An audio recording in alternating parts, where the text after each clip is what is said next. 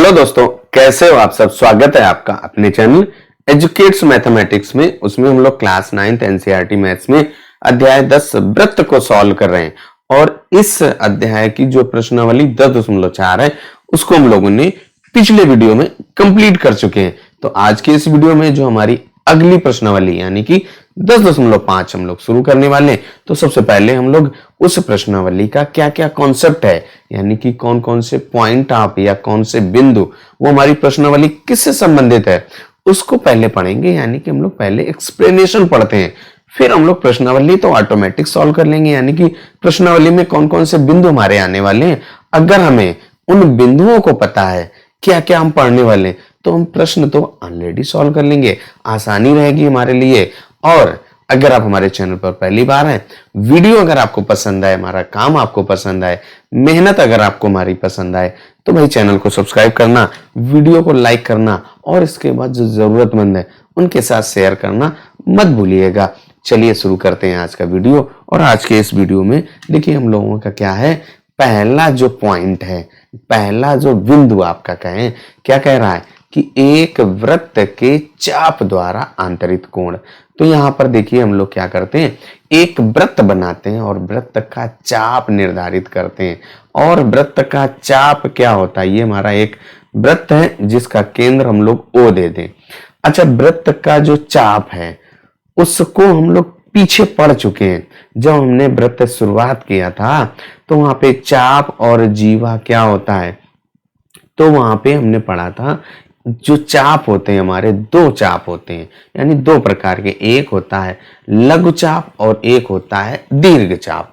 यहाँ पे देखिए अगर आप एक ये बिंदु ले लें, मान लो ये ए और ये बी, तो यहां से लेकर के यहां तक का जो भाग है ये जो आपका देखिए डार्क हमने कर दिया है, इस वाले भाग को इसको हम लोग ए एक्स, यहाँ पे एक्स ले लें तो ये हमारा ए एक्स बी ये चाप कहलाएगा। इसके बाद अगर हम ए और बी के बिंदुओं को मिला दें, ए और बी बिंदु मिलाने पर एक हमको रेखा प्राप्त हो रही है, जो हमारी रेखा ए बी प्राप्त हो रही है, इसको हम लोग क्या कहेंगे, जीवा कहते हैं भाई। क्या कहते हैं, जीवा कहते हैं। ये हमारी एक जीवा है। यानी कि जब हम लोग चाप के अंत बिंदुओं को मिला देते हैं तो वो हमें एक रेखा मिलती है और उस रेखा को हम लोग जीवा कहते हैं। अब यहां पर देखिए इस जीवा कहें या चाप कहें, बातें की है तो यानी कि जो जीवा है उसका संगत चाप या कहें संगत चाप की जीवा के द्वारा जो वृत्त के केंद्र पर या वृत्त के बचे हुए भाग दीर्घ भाग पर कोण बनते हैं। देखिए अगर आप केंद्र पर बात करें तो आप ओ को ए से, ओ को बी से मिला देंगे तो ये आपका चाप ए एक्स बी या कहें जो हमारी जीवा ए बी है इसके द्वारा केंद्र पर बना कोण है। कौन सा, ये हमारा ए ओ बी, कोण ए ओ बी, ये क्या है, इस जीवा या चाप ए एक्स बी के द्वारा वृत्त के केंद्र पर बना कोण है। इसके बाद अगर आप कोई एक बिंदु जो दीर्घ चाप है, बचा हुआ भाग, उस चाप को लें और उसको ऐसे यहां पर मिला दें और ये जहां पर बिंदु डी दे दीजिए। अब ये एक कोण बन रहा है तो ये भी आपका क्या है, इस जीवा या चाप के द्वारा वृत्त के बचे हुए भाग यानी कि इस चाप के अतिरिक्त जो भाग बच रहा है उस पर बना कोण है, यानी कि कोण ए डी बी है। अब यहां पर एक चीज और हम लोग समझ ले, देखिए जैसे अगर आपके पास कोई, यहां पर हमारे पास एक ये वृत्त है और इसका केंद्र यहां पर अगर आप ओ दे दीजिए और इस ओ वृत्त के दो चाप लें यानी कि दो जीवाएं लें, तो अगर हमने यहां पर दो जीवा खींची और ए और बी, इसके बाद दूसरी जीवा मान लो आपने सी और डी, तो जब हमारी दोनों जीवाएं बराबर हैं, यदि ए बी बराबर है सी डी, तो जो हमारे ये चाप होंगे ए से बी तक ये चाप और इसके बाद सी से डी तक जो ये चाप होंगे यानी कि उनकी लंबाई बराबर होगी, या कह सकते हैं हम लोग कि जो हमारी जीवाएं समान हैं यानी जीवाओं की लंबाई समान है तो उनके संगत चाप भी समान होंगे। इस बात का ध्यान रखना है हमको। अगर हमारी जीवाएं समान है, जीवाओं की लंबाई बराबर है तो उनके जो संगत चाप हैं वो भी बराबर होंगे, या कहें वो सर्वांगसम होंगे। जब दो जीवाएं सर्वांगसम है मतलब समान लंबाई की हैं तो उनके जो चाप भी हैं वो भी सर्वांगसम होंगे। अब इसके बाद हम लोग आ जाते हैं अगले बिंदु पर। जो अभी हम लोगों ने बताया उसको हमने लिख भी दिया यहाँ पे। यदि ए बी और सी डी दो आपकी जीवाएं हैं, उनकी लंबाई समान है यानी कि समान लंबाई की जीवाएं हैं तो उनके जो संगत चाप ए एक्स बी और जो सी वाई डी दोनों चाप की भी लंबाई क्या होगी, समान होगी। अब हम लोग अगले बिंदु पर आ जाते हैं जो कि हमारी प्रमेय है भाई। तो हम लोग प्रमेय पर आ जाते हैं। देखिए प्रमेय 10.8 आपकी क्या कह रही है, एक चाप, चाप कहें या कहें आपकी संगत जीवा, और संगत जीवा जो वृत्त को दो भागों में बांटेगी तो उसको हम लोग वृत्तखंड भी कहेंगे। तो वृत्तखंड के द्वारा बना कोण यानी कि एक चाप द्वारा केंद्र पर आंतरित कोण वृत्त के शेष भाग के किसी भी बिंदु पर आंतरित कोण का दुगना होता है। यानी कि जो केंद्र पर कोण हम लोग अभी बना रहे थे, देखिए यहां पर हम लोगों का देखिए एक ये एओबी केंद्र पर बना था और एक आपका बचे हुए भाग पर बना हुआ था। तो ये वाले का दुगना होगा केंद्र पर बना कोण, ये हमको सिद्ध करने के लिए कह रहा है। तो यहाँ पे देखिए आपके जो कोण बनेंगे उनकी स्थिति कितनी बनेगी, तीन स्थितियां बनेंगी। देखिए पहली ये स्थिति कि आपका ऐसा अर्धवृत्त पर बना कोण, या आपका यहाँ पर लघुचाप और दीर्घचाप, या फिर यहाँ पर कहें दीर्घचाप के द्वारा लघुचाप पर बना कोण। तो इन तीन स्थितियां बनेंगी। तो हम लोग जो मिडिल वाली स्थिति है, बीच वाली, इस बीच वाली स्थिति को लेकर के इसको प्रूव करते हैं। तो जो हमारी प्रमेय है उसको सिद्ध करने का तरीका क्या होता है, सबसे पहले हमें जो दिया जाता है वो लिखते हैं, फिर इसके बाद क्या सिद्ध करना है उसको लिखते हैं, और फिर इसके बाद कोई अगर रचना करते हैं उस रचना को भी लिखते हैं, और फिर इसके बाद सिद्ध करना शुरू करते हैं। तो चलिए अब हम लोग जो है इसको लिखते हैं कि क्या क्या हमको दिया गया है।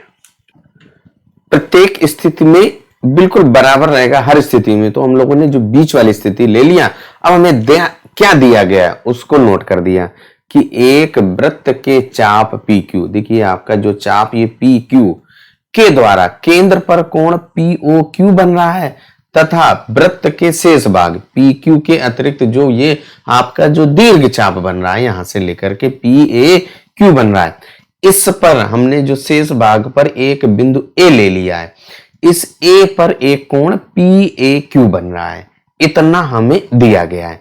इसके बाद सिद्ध करने के लिए क्या कह रहा है कि जो हमारी प्रमेय कह रही है कि केंद्र पर आंतरित कोण शेष भाग के किसी भी बिंदु पर आंतरित कोण का दुगना है, ये हमें सिद्ध करना है। तो यहाँ पे जो केंद्र पर बना कोण है वो आपका पीओ क्यू है, और शेष भाग पर जो कोण बना है पी ए क्यू है, यानी पीओ क्यू बराबर 2 गुणा कोण पी ए क्यू। अब यहां पर देखिए हमने क्या किया, एक रचना भी कर ली कि आपका ए को वृत्त के केंद्र ओ से मिलाते हुए बी तक बढ़ा दिया। वही यहां पे हमने लिखा ए ओ को मिलाकर बिंदु बी तक बढ़ाया, इतना बढ़ा दिया। अब इसके बाद देखिए हम लोग इसको सिद्ध करना चालू करते हैं, यानी कि अब यहां से सिद्ध होगा। तो अब देखिए जब हम लोगों ने इतना बना लिया तो जो आपका फिगर बना है उस पर आ जाइए। ये वृत्त का हमारा केंद्र O है, यहां पर आपके दो त्रिभुज बन रहे हैं, एक त्रिभुज OAP बन रहा है और जो दूसरा त्रिभुज OAQ बन रहा है, या OAQ। इन दो त्रिभुजों की सहायता से ही हमें सिद्ध करना है, और त्रिभुजों के जो गुण धर्म हैं उनको ध्यान रखना है। तो यहाँ पर देखिए सबसे पहले हम लोग त्रिभुज ओ ए पी लेते हैं। कौन सा? त्रिभुज ओ ए पी। तो यहां पर हम लोग सिद्ध करेंगे तो लिखेंगे त्रिभुज ओ ए पी में जो हमारा त्रिभुज ओ ए पी बन रहा है। तो देखिए हम लोग पढ़ चुके हैं, एक यहाँ पर ऐसे बना दो फिगर। तो अगर आपका कोई एक त्रिभुज है, उसका नाम यहाँ पर अगर आप ए बी सी दे और यहाँ डी, किसी भी एक भुजा को आगे बढ़ाने पर जो बहिष्कोण बनता है, बाह्य कोण बनता है, वो क्या होता है? उस के अंतःकोण के सम्मुख जो दो अंतःकोण होते हैं उनके योग के बराबर होता है। यहाँ पे कोण ए सी डी का मान कोण ए और कोण बी के योग के बराबर होगा। तो यही यहाँ पर देखिए आपका जो कौन सा कोण भाई, जो बहिष्कोण बन रहा है उस पे आ जाइए। ये वाला कोण कौन सा? यहाँ पर हमने इसका नाम भाई बी दिया था इस जगह पे, तो इसका नाम बी दे दो। तो जो हमारा कोण बी ओ पी या पी ओ बी बातें की है, तो यहाँ पे लिखेंगे कि कोण बी ओ पी का मान, यहाँ पे लिखिए भाई कोण बी ओ पी बराबर क्या होगा? इस त्रिभुज के जो दो अंतःकोण है, इसके जस्ट बगल वाले, उनके योग के बराबर। तो यहाँ पर इस वाले कोण के और इस वाले कोण के योग के बराबर होगा। तो यहाँ पर क्या हो जाएगा? कोण ओ ए पी, यहाँ पे लिखेंगे कोण ओ ए पी और धन कोण ओ पी ए।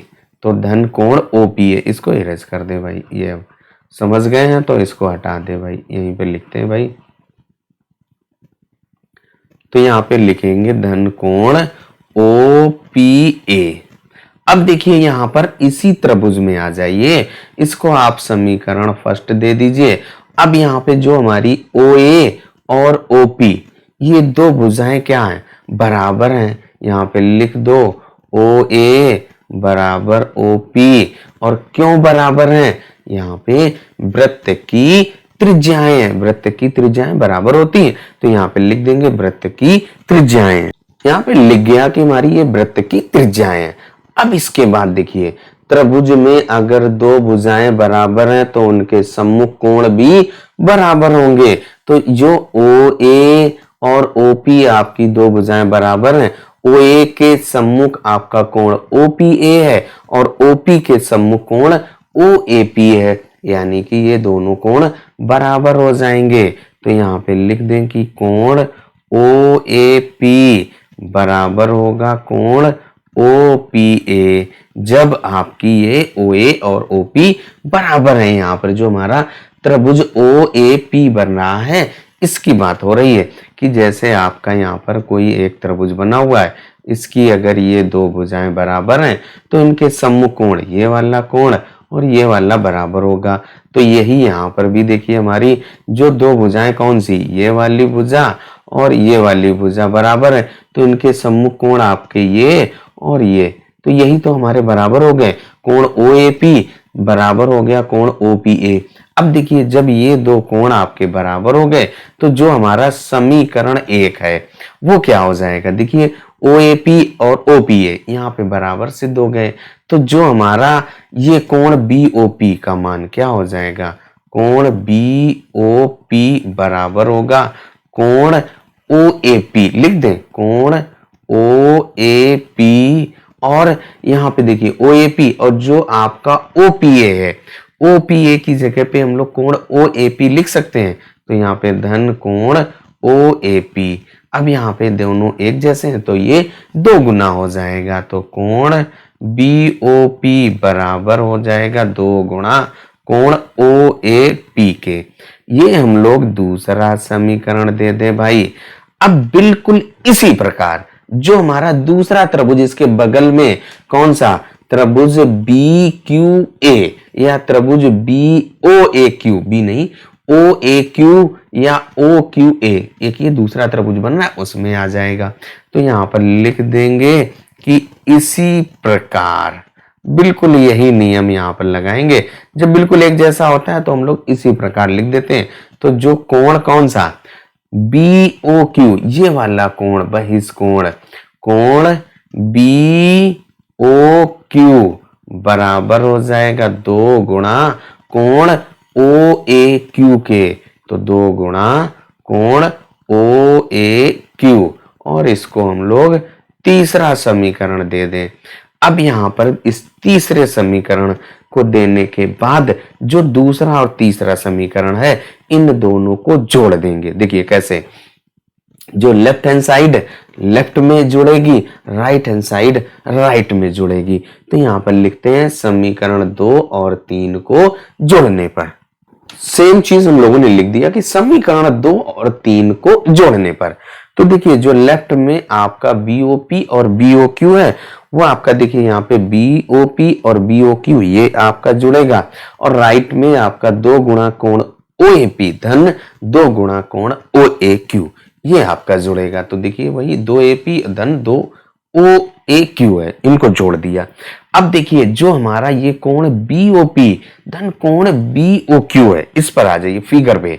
तो हमारा जो देखिए कोण BOP और कोण BOQ इन दोनों को जोड़ने पर आपका ये पूरा कोण ऐसा ये प्राप्त हो रहा है, यानी कि कोण POQ प्राप्त हो रहा है। तो यही यहां पर लिख दो भाई, ये आपका कोण POQ हो जाएगा बराबर। यहां से देखिए आपका 2 कॉमन आ रहा है दोनों में से, तो आपका क्या बचेगा कोण OAP धन कोण OAQ।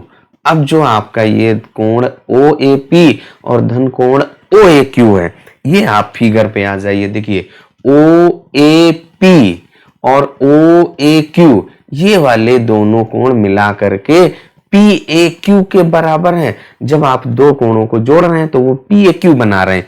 तो यहां पर लिख देंगे इस OAP धन कोण OAQ की जगह पे कोण PAP बन रहा है। तो यहां पर लिख दीजिए POQ बराबर, यहां पे POQ है भाई, POQ बराबर 2 गुणा कोण PAQ। और यही तो हमें सिद्ध करना था। देखिए जो आपकी सिद्ध करने वाली प्रमेय में यही कह रहा था कि कोण POQ बराबर 2 गुणा कोण PAQ, ये हमें सिद्ध करना था, और वही यहां पर हम लोगों ने सिद्ध कर दिया है। इस तरीके से जो हमारी प्रमेय 10.8 है भाई वो कंप्लीट हो जाती है। तो आज के इस वीडियो में यही प्रमेय हम लोग सॉल्व करेंगे। तब तक अपना ख्याल रखिए, स्वस्थ रहिए, मस्त रहिए। मिलते हैं अगले वीडियो में अगली प्रमेय के साथ, और जो प्रश्नावली है उसको भी हम लोग अगले वीडियो में सॉल्व करेंगे। पहले हम लोग कॉन्सेप्ट भाई समझ लें, कौन कौन सा कॉन्सेप्ट है उसको समझने के बाद। चलिए अब मिलते हैं अगले वीडियो में।